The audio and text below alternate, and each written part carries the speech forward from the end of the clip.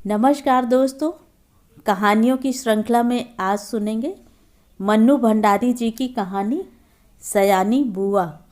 लेकिन उससे पहले मेरा आपसे विनम्र अनुरोध है कि अगर मेरे द्वारा सुनाई हुई कहानियाँ आपको अच्छी लगती हैं तो मेरे चैनल को सब्सक्राइब ज़रूर करें, लाइक करें और अपने दोस्तों और परिचितों में शेयर भी करें। बेल आइकन दबाना बिल्कुल भी ना भूलें। आज सुनिए सयानी बुआ। सयानी बुआ का नाम वास्तव में ही सयानी था या उनके सयानेपन को देखकर लोग उन्हें सयानी कहने लगे थे, सो तो मैं आज भी नहीं जानती। पर इतना अवश्य कहूँगी कि जिसने भी उनका यह नाम रखा वह नामकरण विद्या का अवश्य पारखी रहा होगा। बचपन में ही वे समय की जितनी पाबंद थीं, अपना सामान संभाल कर रखने में जितनी पटु थी और व्यवस्था की जितनी कायल थी, उसे देखकर चकित हो जाना पड़ता था। कहते हैं जो पेंसिल वह एक बार खरीदती थी वह जब तक इतनी छोटी न हो जाती कि उनकी पकड़ में भी न आए तब तक उससे काम लेती थी। क्या मजाल कि वह कभी कहीं खो जाए या बार बार नोक टूटकर समय से पहले ही समाप्त हो जाए। जो रबर उन्होंने चौथी कक्षा में खरीदी थी उसे 9वीं कक्षा में आकर समाप्त किया। उम्र के साथ साथ उनकी आवश्यकता से अधिक चतुराई भी प्रौढ़ता धारण करती गई और फिर बुआ जी के जीवन में इतनी अधिक घुल मिल गई कि उसे अलग करके बुआ जी की कल्पना ही नहीं की जा सकती थी।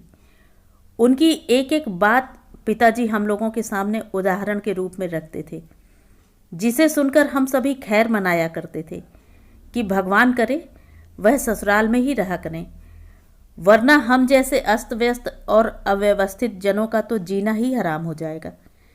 ऐसी ही सयानी बुआ के पास जाकर पढ़ने का प्रस्ताव जब मेरे सामने रखा गया तो कल्पना कीजिए मुझ पर क्या बीती होगी। मैंने साफ इनकार कर दिया कि मुझे आगे पढ़ना ही नहीं। पर पिताजी मेरे पढ़ाई के विषय में इतने सतर्क थे कि उन्होंने समझाकर, डांट कर और प्यार दुलार से मुझे राज़ी कर लिया। सच में राजी तो क्या कर लिया, समझिए अपनी इच्छा पूरी करने के लिए बाध्य कर दिया। और भगवान का नाम गुहारते गुहारते मैंने घर से विदा ली और उनके यहाँ पहुँची। इसमें संदेह नहीं कि बुआ जी ने बड़ा स्वागत किया, पर बचपन से उनकी ख्याति सुनते सुनते उनका जो रौद्र रूप मन पर छाया हुआ था, उसमें उनका वह प्यार कहाँ तिरोहित हो गया मैं जान ही न पाई। हाँ, बुआ के पति, जिन्हें हम सब भाई साहब कहते थे, बहुत ही अच्छे स्वभाव के व्यक्ति थे और सबसे अच्छा कोई घर में लगा तो उनकी 5 वर्ष की पुत्री अन्नू। पर मैंने देखा कि परिवार के सभी लोगों पर एक विचित्र आतंक सा छाया हुआ है। सब पर मानो बुआ जी का व्यक्तित्व हावी है। सारा काम वहाँ इतनी व्यवस्था से होता जैसे सब मशीनें हों जो कायदे में बंधी बिना रुकावट अपना काम किए जा रही हैं। ठीक 5 बजे सब लोग उठ जाते, फिर 1 घंटा बाहर मैदान में टहलना होता, उसके बाद चाय दूध होता, उसके बाद अन्नू को पढ़ने के लिए बैठना होता। भाई साहब भी तब अखबार और ऑफिस की फाइलें आदि देखा करते। 9 बजते ही नहाना शुरू होता। जो कपड़े बुआ जी निकाल दें वही पहनने होते। फिर कायदे से आकर मेज पर बैठ जाओ और खाकर काम पर जाओ। घर के इस नीरस और यंत्र चालित कार्यक्रम में अपने को फिट करने में मुझे कितना कष्ट उठाना पड़ा और कितना अपने को काटना छांटना पड़ा, यह मेरा अंतर्यामी ही जानता है। सबसे अधिक तरस आता था अन्नू पर। वह इस नन्ही सी उम्र में ही प्रौढ़ हो गई थी। न बच्चों का सा उल्लास, न कोई चहचहाहट। एक अज्ञात भय से वह घिरी रहती थी। घर के उस वातावरण में कुछ ही दिनों में मेरी भी सारी हंसी खुशी मारी गई। यूँ बुआ जी की गृहस्थी जमे 15 वर्ष बीत चुके थे, पर उनके घर का सारा सामान देखकर लगता था मानो सब कुछ अभी कल ही खरीदा हो। गृहस्थी जमाते समय जो कांच और चीनी के बर्तन उन्होंने खरीदे थे वे आज भी ज्यों के त्यों थे, जबकि रोज़ उनका उपयोग होता था। वे सारे बर्तन स्वयं खड़ी होकर साफ करवाती थी। क्या मजाल कोई एक चीज भी तोड़ दे। एक बार नौकर ने सुराही तोड़ दी थी। उस छोटे से छोकरे को उन्होंने इस कसूर पर बहुत पीटा था। तोड़फोड़ से तो उन्हें सख्त नफरत थी। यह बात उनकी बर्दाश्त के बाहर थी। उन्हें बड़ा गर्व था अपनी इस सुव्यवस्था का। वे अक्सर भाई साहब से कहा करती थी कि यदि वे इस घर में ना आती तो ना जाने बेचारे भाई साहब का क्या हाल होता। मैं मन ही मन कहा करती थी, और चाहे जो भी हाल होता, हम सब मिट्टी के पुतले न होकर कम से कम इंसान तो अवश्य हुए होते। बुआ जी की अत्यधिक सतर्कता और खाने पीने के इतने कंट्रोल के बावजूद अन्नू को बुखार आने लगा। सब प्रकार के उपचार करने कराने में पूरा महीना बीत गया, पर उसका बुखार न उतरा। बुआ जी की परेशानी का पार नहीं। अन्नू एकदम पीली पड़ गई। उसे देखकर मुझे लगता मानो उसके शरीर में ज्वर के कीटाणु नहीं, बुआ जी के भय के कीटाणु दौड़ रहे हैं, जो उसे ग्रसते जा रहे हैं। वह उनसे पीड़ित होकर भी भय के मारे कुछ कह तो सकती नहीं थी, बस सूखती जा रही है। आखिर डॉक्टरों ने कई प्रकार की परीक्षाओं के बाद राय दी कि बच्ची को पहाड़ पर ले जाया जाए और जितना अधिक उसे प्रसन्न रखा जा सके रखा जाए। सब कुछ उसके मन के अनुसार हो, यही उसका इलाज है। पर सच पूछो तो बेचारी का मन बचा ही कहाँ था। भाई साहब के सामने एक विकट समस्या थी। बुआ जी के रहते यह संभव नहीं था, क्योंकि अनजाने ही उनकी इच्छा के सामने किसी और की इच्छा चल ही नहीं सकती थी। भाई साहब ने शायद सारी बात डॉक्टर के सामने रख दी। तभी डॉक्टर ने कहा, माँ के साथ रहना ठीक नहीं होगा।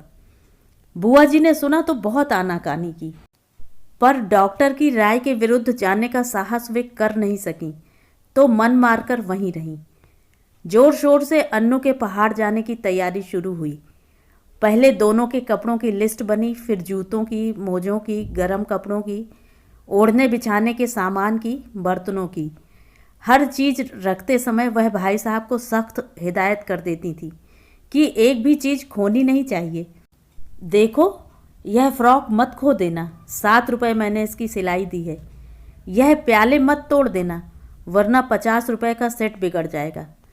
और हाँ, गिलास को तुम तुच्छ समझते हो, उसकी परवाह नहीं करोगे, पर देखो यह 15 बरस से मेरे पास हैं और कहीं खरोंच तक नहीं। तोड़ दिया तो ठीक ना होगा। प्रत्येक वस्तु के हिदायत के बाद वह अन्नू पर आई। वह किस दिन किस समय क्या खाएगी उसका मेनू बना दिया। कब कितना घूमेगी, क्या पहनेगी, सब कुछ निश्चित कर दिया। मैं सोच रही थी कि यहाँ बैठे बैठे ही बुआ जी ने इन्हें ऐसा बांध दिया कि बेचारे अपनी इच्छा के अनुसार क्या खाक करेंगे। सब कुछ कह चुकी तो जरा आर्द्र स्वर में बोली, कुछ अपना भी ख्याल रखना, दूध फल बराबर खाते रहना। हिदायतों की इतनी लंबी सूची के बाद भी उन्हें यही कहना पड़ा। जाने तुम लोग मेरे बिना कैसे रहोगे, मेरा तो मन ही नहीं मानता। हाँ, बिना भूले रोज एक चिट्ठी डाल देना। आखिर वह क्षण भी आ पहुंचा जब भाई साहब एक नौकर और अन्नू को लेकर चले गए। बुआ जी ने अन्नू को खूब प्यार किया, रोई भी। उनका रोना मेरे लिए नई बात थी। उस दिन पहली बार लगा कि उस भयंकर कठोरता में कहीं कोमलता भी छिपी है। जब तक तांगा दिखाई देता रहा वह उसे देखती नहीं। उसके बाद कुछ क्षण निर्जीव सी होकर पड़ी रही, पर दूसरे ही दिन से घर फिर वैसे ही चलने लगा। भाई साहब का पत्र रोज आता था, जिसमें अन्नू की तबीयत के समाचार रहते थे। बुआ जी भी रोज एक पत्र लिखती थी, जिसमें अपनी उन मौखिक हिदायतों को लिखित रूप में दोहरा दिया करती थी। पत्रों की तारीख में अंतर रहता था, बात शायद सब में वही रहती थी। मेरे तो मन में आता कि कह दूं, बुआ जी रोज पत्र लिखने का कष्ट क्यों करती हैं। भाई साहब को लिख दीजिए कि एक पत्र गत्ते पर चिपकाकर पलंग के सामने लटका लें और रोज सवेरे उठकर पढ़ लिया करें। पर इतना साहस था नहीं कि यह बात कह सकूं। करीब 1 महीने बाद एक दिन भाई साहब का पत्र नहीं आया, दूसरे दिन भी नहीं आया। बुआ जी बड़ी चिंतित हो उठी। उस दिन उनका मन किसी भी काम में नहीं लगा। घर की कसी कसाई व्यवस्था कुछ शिथिल सी मालूम होने लगी। तीसरा दिन भी निकल गया। अब तो बुआ जी की चिंता का पार नहीं रहा। रात को वे मेरे कमरे में आकर सोईं, पर सारी रात दुःस्वप्न देखती रहीं और रोती रहीं, मानो उनका वर्षों से जमा हुआ नारित्व पिघल पड़ा था और अपने पूरे वेग के साथ बह रहा था।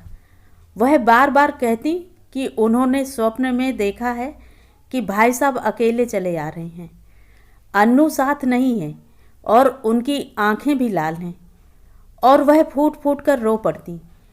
मैं तरह तरह से उन्हें आश्वासन देती, पर वह तो कुछ सुन ही नहीं रही थी।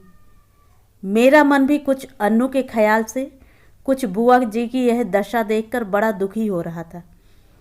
तभी नौकर ने आकर भाई साहब का पत्र लाकर दिया। बड़ी व्यग्रता से कांपते हाथों से उन्होंने उसे खोला और पढ़ने लगी। मैं भी सांस रोककर बुआ जी के मुंह की ओर देख रही थी कि एकाएक पत्र फेंककर सिर पीटती बुआ जी चीखकर रो पड़ी। मैं धक्क रह गई। आगे कुछ सोचने का साहस ही नहीं होता था। आंखों के आगे अन्नू की भोली सी नन्ही सी तस्वीर घूम गई। तो क्या अब अन्नू सचमुच ही संसार में नहीं है? यह सब कैसे हो गया? मैंने साहस करके भाई साहब का पत्र उठाया। लिखा था, प्रिय सयानी, समझ में नहीं आता किस प्रकार तुम्हें यह पत्र लिखूं, किस मुंह से तुम्हें यह दुखद समाचार सुनाऊं। फिर भी रानी, तुम इस चोट को धैर्यपूर्वक सह लेना।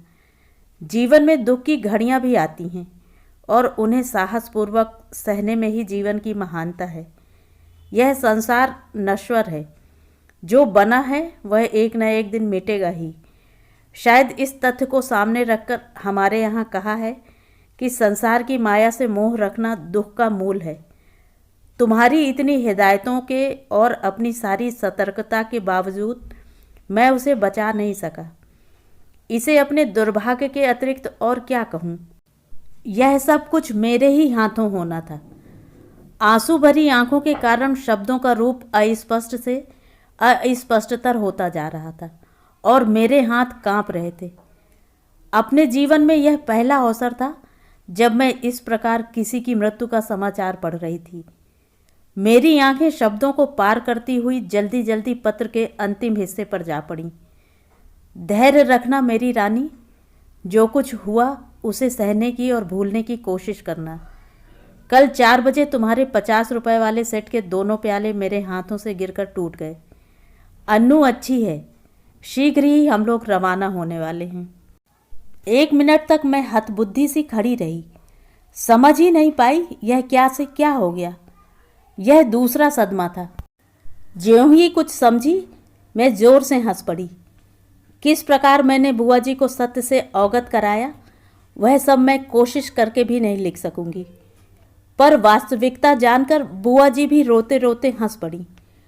5 आने की सुराही तोड़ देने पर नौकर को बुरी तरह पीटने वाली बुआ जी 50 रुपए वाले सेट के प्याले टूट जाने पर भी हंस रही थीं। दिल खोलकर हंस रही थीं, मानो उन्हें स्वर्ग की निधि मिल गई हो। तो ये थी कहानी।